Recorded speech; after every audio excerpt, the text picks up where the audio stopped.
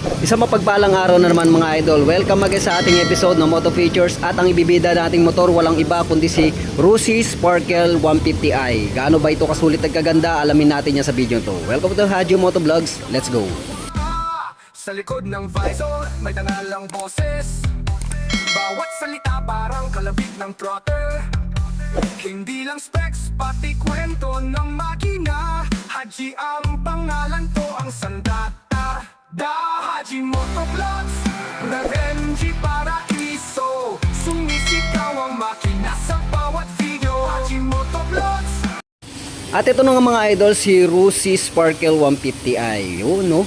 Wow, electronic fuel injection na po siya mga idol. Yan, sobrang sulit, sobrang ganda. Para ka nang bumili ng branded talaga.